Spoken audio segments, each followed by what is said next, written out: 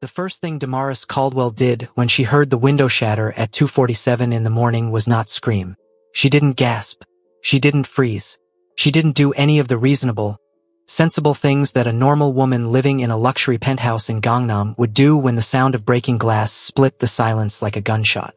What she did was sit up in bed, tilt her head to the side like she was calculating something, and say, out loud to no one, "Oh, these fools did not." Then she got up. Now, to understand why this matters, you need to understand the kind of woman Damaris Caldwell was. She was 29 years old, Memphis-born and Memphis-raised, the kind of city that put iron in your spine before you were old enough to drive. She had the posture of a woman who had never once in her life walked into a room and felt like she didn't belong there. She wore silk pajamas to bed, champagne-colored, because she had taste, and she kept her edges laid even on Sunday mornings when she wasn't going anywhere. She believed deeply in three things: excellence, unbothered energy, and the fact that embarrassment was a choice you made for yourself. She was also, professionally speaking, the personal manager of Kwon Seok-hyun, one of the most powerful, most feared, and most relentlessly unsmiling men in all of Seoul. She had been working for him for 14 months. In that time, she had reorganized his entire business portfolio, tripled the performance of two of his legitimate entertainment companies, negotiated 3 deals that his previous team had fumbled for years, and coordinated his personal schedule with the precision of someone who had been built specifically for this purpose. She had also spent the better part of those 14 months trying, and failing, to make him laugh. Not because it was her job. It wasn't. It was a personal project.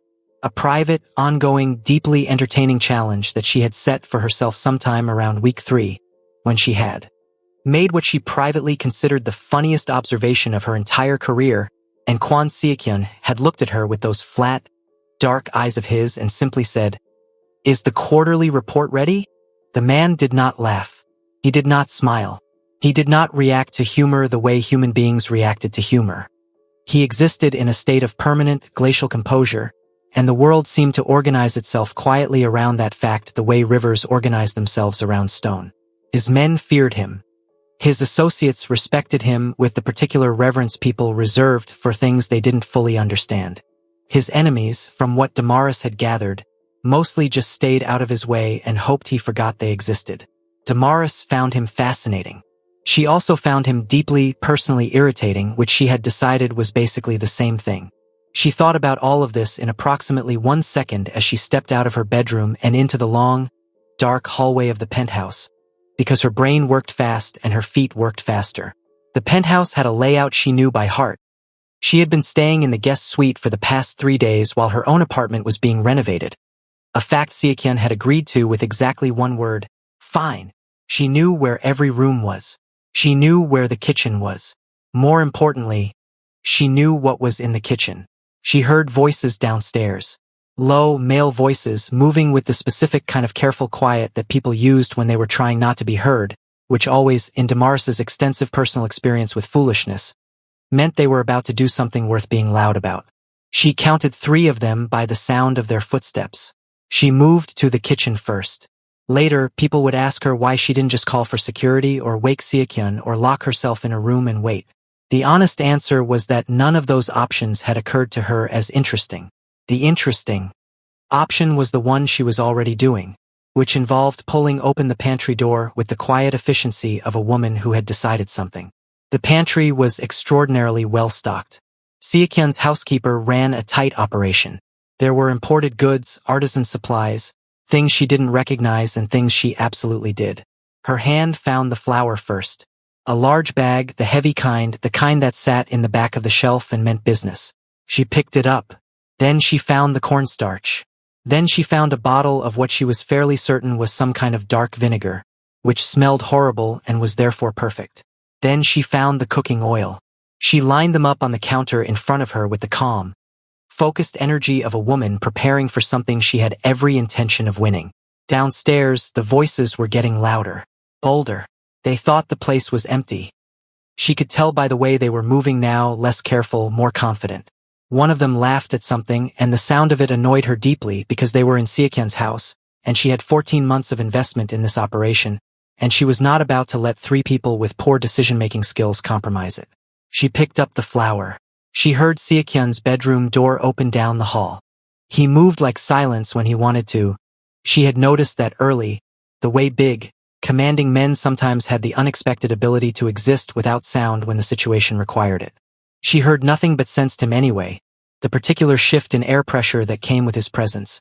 And then she saw the shadow of him in the hallway light, tall and broad and still, watching her standing in the kitchen in her silk pajamas holding a 5-kilogram bag of flour like a woman with a plan. He looked at the flour. He looked at her.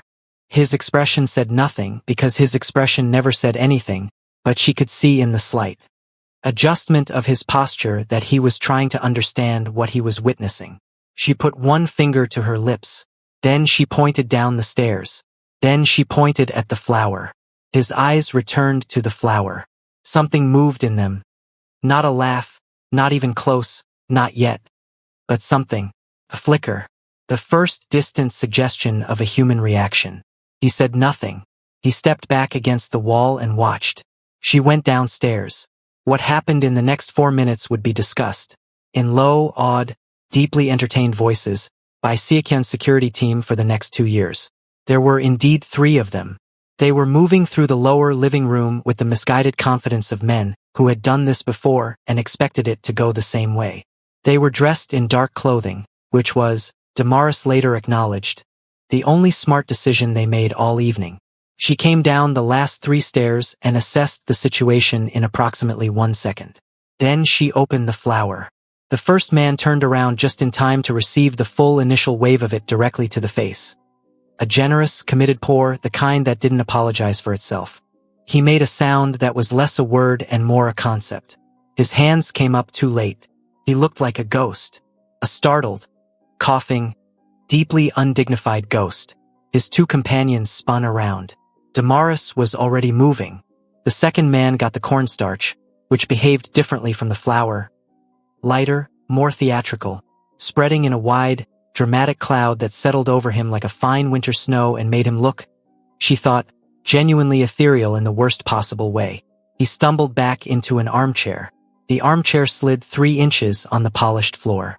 The third man made the mistake of trying to run, which meant he ran directly through the flour cloud still hanging in the air from man number 1, and emerged from it looking seasoned, which she felt was appropriate for someone who had broken into a kitchen. She hit the lights. All 3 of them stood in the sudden brightness of the living room, white-faced, cornstarch-dusted, blinking like they had arrived in a dimension they hadn't booked, and looked at her. She looked back at them. She tilted her head. "Y'all really picked tonight," she said in English, with the particular Memphis cadence that turned a sentence into a verdict. "Of all the nights in all of Seoul." She looked at the first man. "You look like a bao bun, baby. I am so sorry." The second man tried to say something and inhaled cornstarch. She uncapped the vinegar. "I'd really think hard about your next move," she said pleasantly. "Because I have got a whole pantry and absolutely nothing to lose." None of them moved. From the top of the stairs, in the deep quiet of the penthouse, there was a sound. Started small. A breath, almost. The kind of sound a person made when they were trying not to do something and losing badly. Then it broke open, low and rough and completely unguarded. The sound of a man who had not laughed in so long that his body had almost forgotten the mechanics of it and was now remembering all at once, helplessly, in the middle of the night in his own home. Kwon Seokyun was laughing. Not a polite laugh, not a controlled laugh. A full, undone, cannot-stop-it laugh, the kind that bent him slightly at the waist and made him press one hand to the wall because he apparently needed the structural support. Damaris looked up at him. He looked down at her, still laughing, and something crossed his face that she had never seen there before. Open, bright, almost startled by itself, like he was as surprised as anyone. She pointed at him. "See," she said, "I knew you were in there." By 6 in the morning, the 3 intruders had been collected by Seokyun's security team, who arrived 11 minutes after the incident and spent most of those 11 minutes being briefed by a very calm Damaris while Seokyun sat at the kitchen island drinking water and occasionally making the expression of a man trying to reassemble his composure after it had been thoroughly disassembled. The head of security, a solid, dependable man named Juno who had worked for Seokyun for 6 years and believed himself to have seen everything, looked at the flower-covered living room, looked at Damaris, looked at Seokyun and said nothing for a long moment. "She handled it," Seokyun said simply. Juno looked at the flour again. With pantry goods, Damaris added helpfully. Juno decided he would process this later, when he was alone. The intruders, it turned out, were low-level thieves, no organizational affiliation, no specific intelligence about Siakian's operation. Just 3 men who had seen an opportunity in what they thought was a temporarily empty luxury property and made a catastrophically bad series of choices. They were handled efficiently and without fanfare. The security team swept the premises. The housekeeper was called. The living room was restored. Siakian and Damaris were left alone in the kitchen at 6:15 in the morning. The pale, early light of Seoul beginning to come through the floor-to-ceiling windows. The city spread out quiet and gray and enormous below them. She made coffee because she was already up and the situation demanded it. He sat at the island and watched her move around his kitchen with the same ease she moved through everything. Unhurried, precise, entirely at home in whatever space she occupied. "You weren't scared," he said. "It was not a question of them." She didn't look up from the coffee machine. "No. Most people would have been." "Most people," she said, sliding a cup across the island toward him, "don't have a Memphis upbringing and a surplus of baking supplies." He looked at the coffee. He looked at her. "Thank you," he said. She blinked. In 14 months, it was the first time he had said those 2 words to her in a context that wasn't contractually required. She recovered quickly because she was Damaris Caldwell and she recovered from everything quickly, but she noted it internally, filed it somewhere careful. "Don't thank me," she said. "Thank whoever decided to stock that pantry with 5 kilos of flour." The corner of his mouth moved. Not a smile, not quite, but the architecture of one. The suggestion of one, waiting just beneath the surface. She saw it and said nothing. She drank her coffee. That was the thing about Damaris that most people didn't understand until they'd known her a while. She was loud when she wanted to be, sharp and funny and entirely unafraid to fill a room with her energy.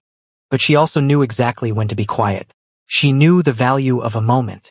She knew when to let something sit. She let this one sit. He drank his coffee. The city woke up below them, slow and then all at once. After a while he said, "Your quarterly performance review for Gile Entertainment is scheduled for Thursday." "I'm aware," she said. "The board will push back on the restructuring proposal." "I know. I've already prepared for that." He looked at her. "How?" She reached across the island, picked up her phone from where she'd set it earlier, and pulled up a document. She slid it toward him. He read it. His eyes moved with the particular focus speed of someone who absorbed information quickly and missed nothing. He read for 2 minutes without speaking. "You preempted their 3 main objections," he said. "Preempted them and buried them," she said. "By page 4 they won't have anything left to push back on." He set the phone down. He looked at her with an expression she had learned, over 14 months, to read as the closest thing he had to impress. "Good," he said. She picked up her coffee. "I know." He almost smiled again. She almost let herself notice. Word got out. It always did in Siakian's world, where information moved like water through every crack, and the story of what had happened in the penthouse spread through the network with remarkable speed. By afternoon, Damaris was aware that she had become, in certain circles, something of a figure. She found out the way she found out most things. From Siakian's personal aide, a young man named Ryun-ho who was earnest and efficient and deeply transparent in ways that served Damaris beautifully. "They're calling you the manager," Ryun-ho told her, with the bright, slightly nervous energy of someone delivering news they weren't sure how she'd receive. "I am the manager," she said. "No, like the manager," he repeated with audible capitalization. "As in, a title." She stopped walking. "They're saying you faced down 3 men in Mr. Kwan's house and sent them out looking like Tiok and that Mr. Kwan." He hesitated. "That Mr. Kwan what?" Ryun-ho's expression became something complicated. "That," he laughed. The silence that followed was interesting. "People don't believe it," Ryun-ho added quickly. "They think it's exaggerated. But also, the security team confirms it, so." "Ryun-ho," she said. "Yes. Clear my 2 o'clock. I need to prep for Thursday and I want it uninterrupted." "Of course." He paused. Do you want me to say anything?" "To the people who are asking." She considered. "Tell them the flour was unseasoned," she said. I want them to know I showed restraint. Ryunho stared at her. She walked away. 2 floors up, in his office, Seokyun was in a meeting with 3 of his senior men, the kind of meeting that happened behind closed doors and involved very few words and a great deal of understood meaning. His lead strategist was speaking. The others were listening with the attentiveness of people who understood that inattentiveness had consequences. Seokyun was listening too, but some part of him, some small, recently unlocked, deeply inconvenient part, was replaying the image of Damaris Caldwell standing in his living room at 3 in the morning in champagne silk, holding a bag of flour, looking at 3 grown men like they had personally offended her standards. You'll really pick tonight. He returned his attention to the meeting, but the corner of his mouth did the thing again. His strategist noticed. He said nothing because he had good instincts, but his eyes moved briefly to the other 2 men, and a look passed between them that said, clearly and without words, something has changed. The problem, and Damaris recognized it as a problem with the brisk, unsentimental clarity she applied to all problems, was that Kwon Seokyun was genuinely hard not to like. Not because he was easy. He was not easy. He was demanding in the particular way that excellent people were demanding, not unreasonably, not cruelly, but with a precision that left no room for approximation. He knew what good work looked like and he expected it, consistently, without apology. He communicated in the fewest words necessary to convey meaning. He made decisions fast and didn't revisit them. He had the focused, forward-facing energy of a man who did not waste anything. Not time, not resources, not words, not attention. When he gave you his attention, you felt it. That was the thing. When Seokyun was actually present in a conversation, actually engaged, it was like standing in direct light, specific and warm and a little disarming if you weren't used to it. Damaris was used to it because she had made herself used to it, because she was professional and sensible and had absolutely no interest in complicating a working relationship that was, by any objective measure, the best professional position she had ever held. That was what she told herself. She was telling herself this on a Tuesday afternoon, 3 weeks after the flower incident, while she sat across from him in his private office running him through the revised proposal for the acquisition of a mid-sized entertainment label that she had spent the past 6 days reshaping from something adequate into something excellent. The initial valuation was too high, she said, moving through the slides with the efficient authority of someone who had done the homework and knew exactly what they were talking about. I went back to the fundamentals. Their catalog has value, but their operational model has 3 structural problems. I've outlined them on page 9. Fix those, and the acquisition pays back in under 4 years. Don't fix them, and you're buying a liability. I recommend we make the offer conditional on operational restructuring within the first 18 months. Seokyun had been reading as she spoke, his eyes tracking the document with that fast, absorbing focus she'd come to associate with him. He got to page 9. He read it. You identified the 3rd issue, he said. The distribution model issue? Yes. My previous advisors missed it. Your previous advisors, she said carefully, were reading the surface numbers. You have to go 3 layers down to see it. He looked up from the document. He looked at her with that direct, specific attention. And there it was, that feeling she refused to name, the slight recalibration in her chest that she had been professionally ignoring for approximately 6 weeks. Make the offer, he said. Conditional as you proposed. Already drafted, she said, and slid another document across the desk. He picked it up. Read it. Set it down. Is there anything you come to me unprepared for? He asked. No, she said simply. That's why you pay me. That's not why I pay you, he said. She paused.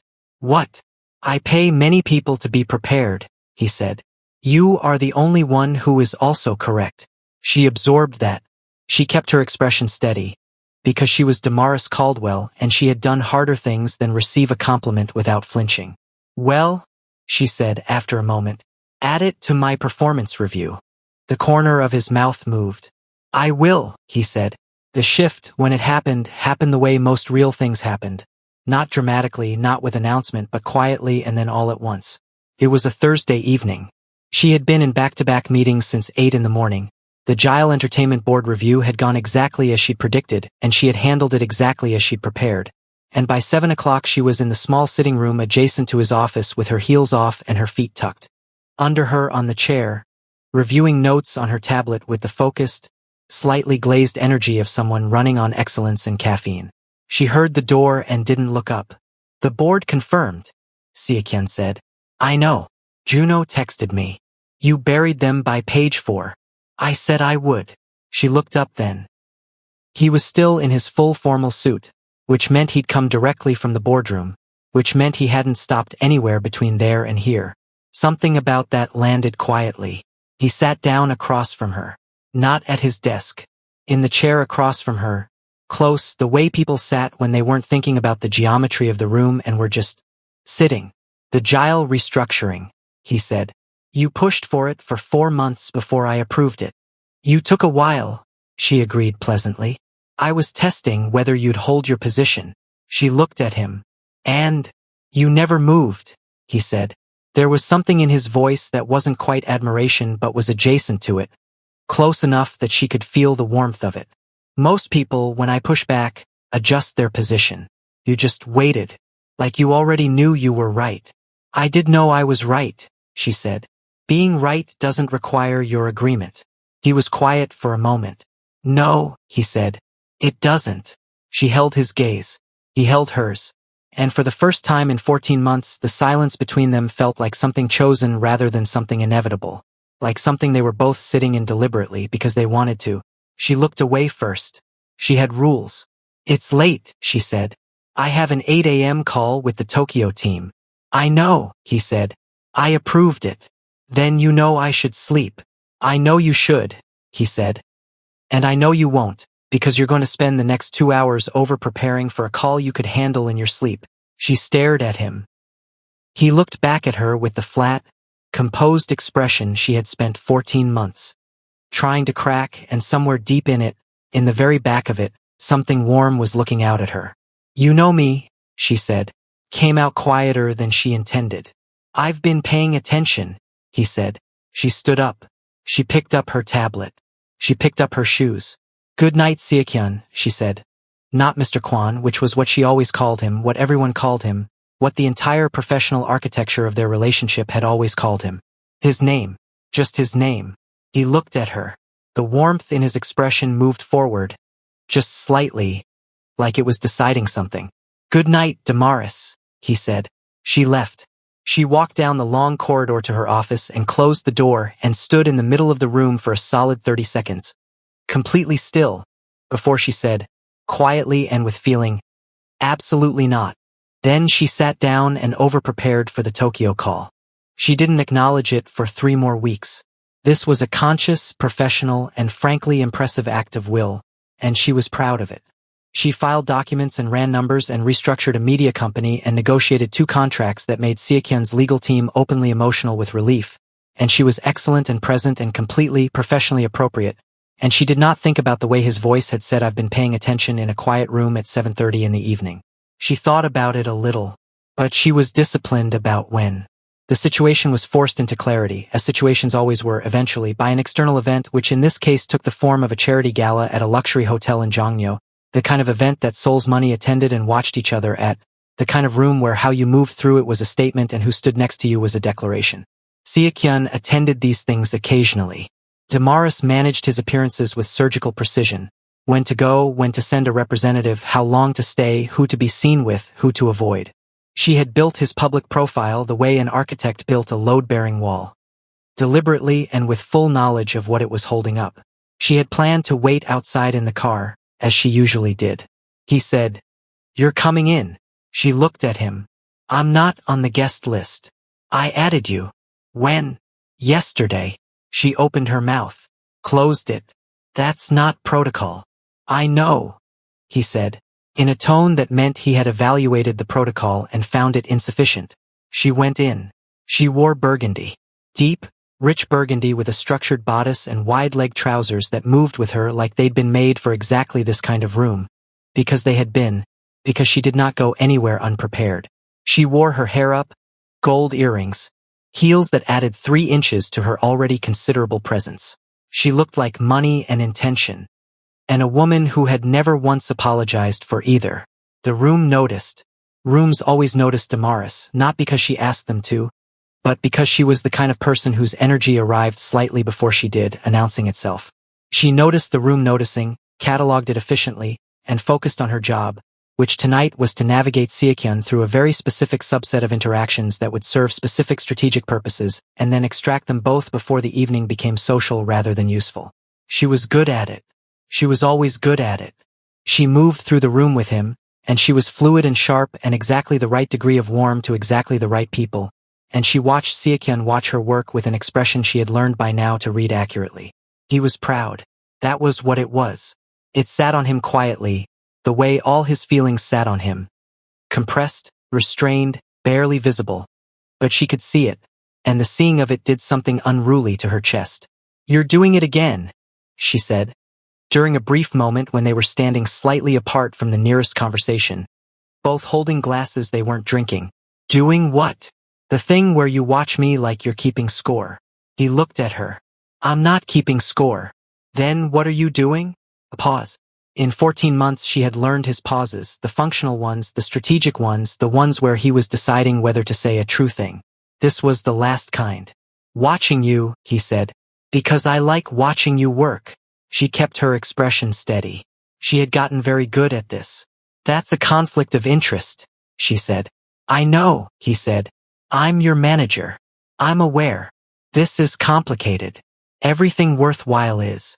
She turned to look at him fully, and he looked back at her, and the noise of the gala, the music, the conversation, the clink of expensive glasses, faded to something distant and irrelevant. "Seokyun," she said. "Damaris," he said. "If this goes wrong," she said, "it will be spectacularly, professionally wrong. I know. I'm from Memphis. I don't do things halfway. If I'm in something, I'm in it. I know that too. Do you?" She held his gaze. "Because I need you to understand what that means before you. I've been in something for 8 months, he said quietly. I've been waiting for you to catch up." She stared at him. 8 months. "The day you told the Tokyo board their projections were adorably optimistic," he said. That was the day. She had never in her adult life been rendered speechless. It lasted approximately 4 seconds. "That's a very strange moment to fall for someone," she said. "You were right," he said simply. "You were right, you knew you were right, and you didn't soften it for anyone." "I was going to soften it," she admitted. "And then I looked at those numbers again and I couldn't do it." "I know," he said. "That's the day." She laughed. Fully, unguarded, the real laugh, the Memphis one, the one she didn't edit. It came out of her like warmth and relief and the particular joy of being completely, absolutely seen. He watched it happen. He watched her laugh and something in his face went open and full and entirely undone. The same way it had at the top of the stairs with 3 flower-covered men in his living room. Helpless, surprised, beautiful. "You're doing it again," she said when she caught her breath. "What?" "Smiling." "I'm not." He stopped. He was smiling at her, quietly, completely. "You've got a whole face," she informed him. "Under there." "So I've been told," he said. "Only by me." "Only by you," he confirmed. She looked at him for a long moment. The gala moved around them, oblivious. Somewhere across the room, she was aware of eyes. She was always aware of eyes.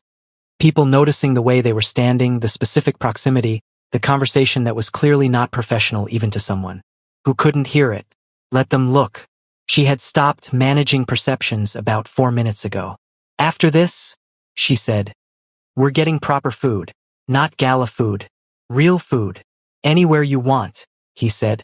"And then," she said, "we're going to talk about what this looks like professionally, because I'm not blowing up a career I built for feelings, even good ones." "Agreed," he said, and meant it, and she could tell he meant it. "And then," she said, "after all of that," she tilted her head. "We'll see." He nodded.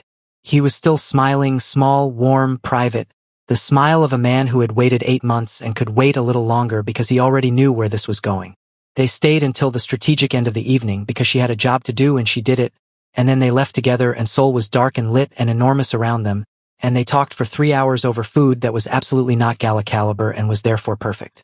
They talked about everything. About Memphis and what it built in you.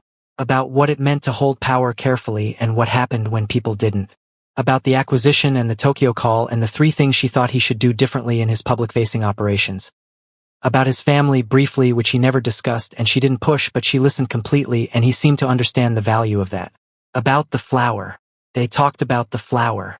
You were testing something, he said. That night.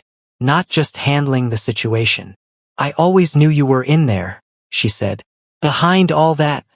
She gestured at his entire composure. Glacial professionalism? I was going to say expensive silence, but yes. He laughed again. Easier this time. It came out without the surprise of it, without the shock of a rusty thing starting up. Just warmth, just real, just his. She thought it might be the best sound she had ever heard. She would not tell him that yet. She was from Memphis. She had standards about timing. But she tucked it somewhere careful and warm and held it there. 6 months later, the people who moved in Seokyeon's world had fully adjusted to the fact of Damaris Caldwell. Not just as his manager, though she remained ferociously, legendarily that, but as the woman who stood next to him in rooms and laughed freely and called him out with the specific fearlessness of someone who knew exactly who she was and had decided he was worth it. His businesses continued to perform extraordinarily. People attributed this to many things. The ones who paid attention attributed it to her. She renegotiated her contract. Upward. Significantly. He signed it without hesitation, which she considered both professionally satisfying and personally revealing. He laughed more now. Not recklessly. He was still Kwon Seokyeon, still composed, still the kind of man rooms reorganized themselves around. But there was something alive in him that hadn't been there before, something that showed up in the corner of his mouth at precisely the wrong moments and made his senior team quietly, reverently happy in ways they didn't fully discuss out loud. Juno, the head of security, told his wife the whole story one evening. The flour, the cornstarch, the vinegar. His wife said, "She sounds incredible." Juno thought about Damaris Caldwell standing in the living room at 3 in the morning with her silk pajamas and her baking supplies, looking at 3 grown men like they were a mild inconvenience she was prepared for. She really is, he said, and somewhere across Seoul, in a restaurant they had made their place. Not fancy, not a statement, just good and real, and there's... Damaris was telling Seokyeon about a deal she was going to close on Friday, gesturing with her chopsticks in a way that was technically a table manner violation, and he was watching her with that open, warm, fully alive expression that had become the most recognizable thing about his face. She pointed at him mid-sentence. "Don't," she said. "I'm not doing anything," he said. "You're looking at me like that." "Like what?" She gave him a look that contained the entire history of them, the flower, the silence, the long, slow walk from professional to real. He smiled. Full, certain, entirely unbothered. "You started it," he said. She had absolutely no rebuttal for that. She smiled back. Hello besties, in this story we learned that the right person won't try to change you, they will laugh because of you, show up unbothered, show up prepared, never shrink for a room. The one who truly sees you doesn't need convincing. Be a full package, the rest will follow. Thank you so much for watching. Kindly like, subscribe and share.